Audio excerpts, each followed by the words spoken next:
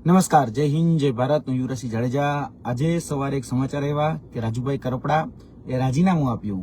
તો દિલ ખરેખર દિલને દુઃખ લાગ્યું.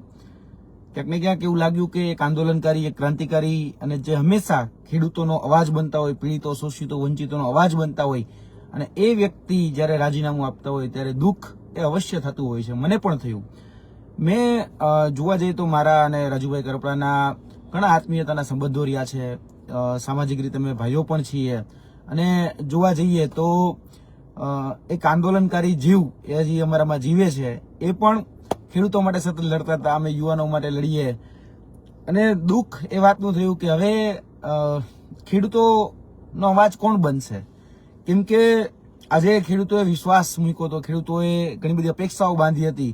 આજે અપેક્ષાઓ ક્યાંક ને ક્યાંક તૂટી રહી છે. આજે જોવા જઈએ તો ફક્ત ખાલી એક રાજીનામું આવ્યું અને રાજીનામા ઉપર આપણે વાત કરીએ કે તે વાતને વખોડીએ કે એ વાત ઉપર દુઃખ વ્યક્ત કરીએ એટલું નથી. પરંતુ કોઈ વ્યક્તિ જ્યારે ક્રાંતિકારી હોય, કોઈ વ્યક્તિ જ્યારે લડાયક હોય, કોઈ વ્યક્તિ જ્યારે જોમ જૂનું ને જુસ્સાથી લડતો હોય અને જ્યારે એ હથિયાર હેઠા મૂકે ને ત્યારે દુઃખ બહુ થાય છે. હું ચોક્કસપણે માનું છું કે આજે સમય છે, સમય ખૂબ સંઘર્ષનો હોય છે. રાજુભાઈ કરપડા પણ હમણાં જ જોવા જઈએ તો 108 દિવસની જેલ કાપીને આવ્યા છે. ભૂતકાળમાં અમે પણ આ જેલ કાપીને આવ્યા છીએ. એ પછી ભાવનગરની જેલ હોય કે પછી સાબરમતી જેલ હોય. સાબરમતી જેલ પણ જોઈ લીધી છે, ભાવનગર અમદાવાદ ખાતેની, અને ભાવનગરની જેલ પણ જોઈ છે. અમે પણ એટલા દિવસ જેલમાં રહીને આવ્યા છીએ. એટલે કહી શકાય કે જેલની અંદરના અનુભવો શું હોય એ અમે જાણીએ છીએ.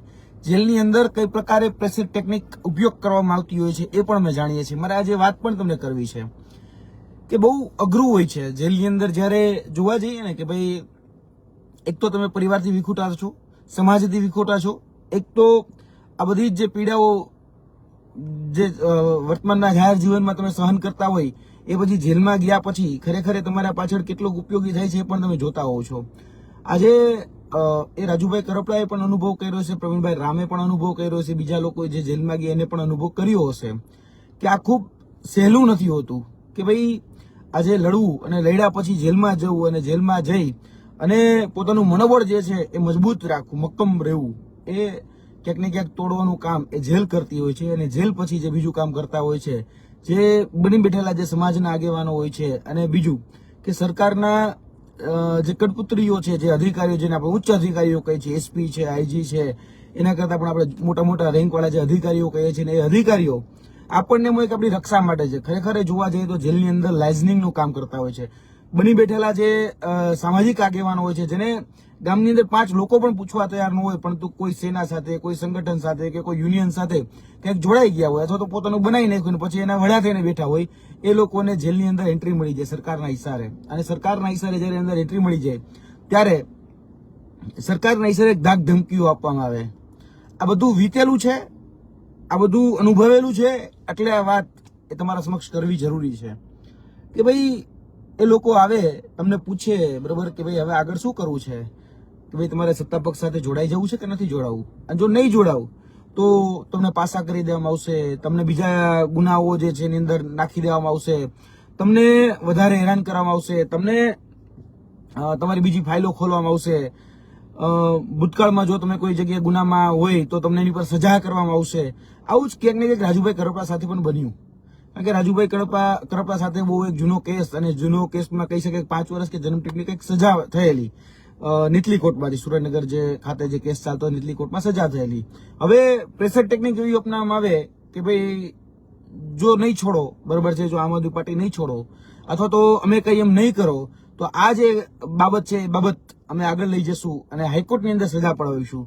આજે કોઈ પણ જાહેર જીવનનો વ્યક્તિ હોય, આજે પોતાને કહી શકાય પરિવારથી દૂર રહે અને જાહેર જીવનમાં ક્યાંક ને ક્યાંક સેવાકીય કાર્ય સાથે સંકળાયેલો હોય તો આજે જોવા જઈએ તો એને પણ ડર તો લાગતો જ હોય છે. એવું નથી કે ડર ન લાગતો, ડર બધાને લાગતો હોય છે.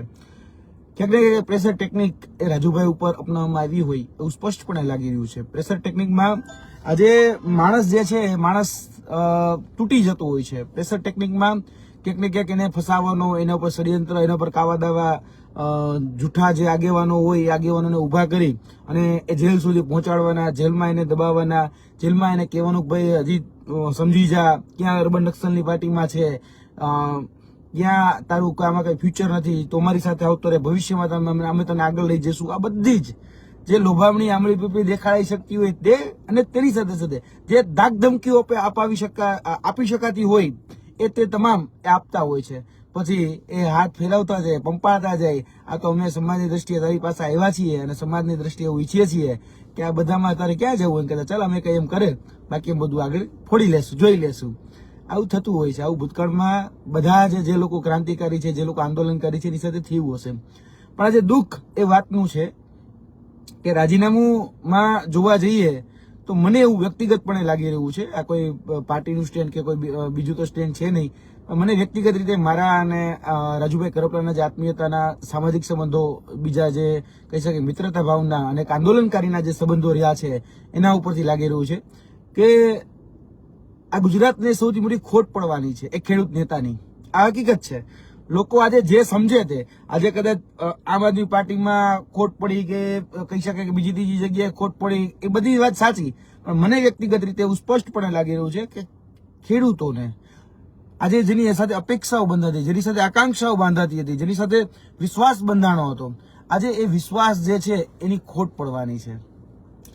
આજે જોવા જઈએ તો મેં રાજુભાઈ સાથે ટેલિફોનિક વાતચીત કરી છે અને હું એની કહી શકે મારા વડીલ છે, હું એને સલાહ ન આપી શકું, પણ એટલું તો હું ચોક્કસપણે કહું કે નિર્ણય ક્યારેય સાચો કે ખોટો હોતો નથી. નિર્ણય ને સાચો કે ખોટો સાબિત કરવો પડે છે. આજે કદાચ તમે કોઈ નિર્ણય લઈ રહ્યા છો તો આજે ક્યાંક તમે દ્રોહ નથી કરી રહ્યા ને, ભલે સામાન્ય જનતાનો દ્રોહ નથી કરી રહ્યા, અથવા તો જેને તમારી પર ભરોસો છે, ખેડૂતો હોય તો ખેડૂતોનો, આજે એ વિસ્તાર એટલે કે ચોટીલા ઉપર જયારે કહી શકે કે જે જન સમર્થન જેને મળ્યું હતું અને લગભગ મને યાદ છે ત્યાં સુધી બીજા ક્રમે તો એ વિધાનસભાની સીટ ઉપર પણ રહેલા હતા. આજે ક્યાંક ને ક્યાંક જે સત્તા પક્ષની જે રીતિ રહી છે, ખાસ કરીને ભારતીય જનતા પાર્ટીની જે રીતિ રહી છે કે સામ દામ દંડ ભેદ, બરાબર, જે રીતે તોડી શકાતા હોય એ રીતે તોડો. તમે આજે તમને દબાવવામાં આવે, તમને ખરીદવામાં આવે, આજે કહી શકાય કે તમને સામાજિક રીતે તોડવામાં આવે, આજે તમને જાહેર જીવનમાંથી તમારી કાકરી કાઢી નાખવામાં આવે, તમને એ રીતે પ્રેશર લાવવામાં આવે, જે રીતે કહી શકાય ને, મેં તમને કીધું કે સામ દામ દંડ ભેદમાં બધું આવી ગયું. બધી જ રીતે એ વ્યક્તિને તોડી નાખો. કેમ? કારણ કે આજે એ સામાન્ય નાગરિકનો અવાજ બને છે, સામાન્ય પીડિત શોષિત વંચિતોનો અવાજ બને છે, સામાન્ય ખેડૂતોનો અવાજ બને છે, જે ખૂબ ઓછા લોકો હોય છે કે જે અવાજ બની શકતા હોય છે. આ ગુજરાતની અંદર એ સૌથી મોટી ત્રુટિ છે, સૌથી મોટી કમી છે. વર્તમાન ગુજરાતની વાત કરું છું, ભૂતકાળના ગુજરાતની વાત નથી કરતો. ઇતિહાસમાં સરદાર પટેલ પણ થઈ ગયા અહીંથી, ગાંધીજી પણ અહીંથી થઈ ગયા, જ્યારે દેશને આઝાદી અપાવી છે અંગ્રેજોના શાસનમાંથી. એ આઝાદી અપાવી જ છે, એમાં ના જ નથી, બરોબર, એ સ્વીકારવું જ રહ્યું, એમાં ના જ નથી. કોઈને ગમે કે કોઈને ન ગમે એ બીજા નંબરની વાત છે, પરંતુ વર્તમાનમાં જે વ્યવસ્થા પરિવર્તનની જે લડાઈ છે, એ વ્યવસ્થા પરિવર્તનની લડાઈમાં આજે જે લોકો લડી રહ્યા છે, તો એ લોકો આજે ક્યાંક ને ક્યાંક એને તોડવામાં આવે છે, એમને મરોડવામાં આવે છે, એમને સામદામ ભેદની નીતિથી કાં તો ખરીદવામાં આવે છે, કાં તો પ્રેશર ટેકનિક આવે છે, એમ કેમ પ્રકારે એને દબાવવામાં આવે છે. અને આ જ થઈ રહ્યું છે. ગુજરાતની જનતા એ જાગવાની જરૂર છે. ગુજરાતની જનતા બધું જ જોઈ રહી છે. આજે ગુજરાતના યુવાનોના પ્રશ્ન અમે બોલતા હોય તો તમે જોયું હશે કે આટલા ગુજરાતની અંદર છેલ્લા 10 વર્ષમાં 34 તો પેપર લીક થયા. એ પેપર લીક ઉપર અમે બોલ્યા. આજે ગુજરાતની અંદર જે સ્પર્ધાત્મક પરીક્ષા હોય કે સરકારી રોજગારી કે સહકારી રોજગારીની જે વાત આવે તો એની અંદર ઓળખાણવાદ, પરિવાર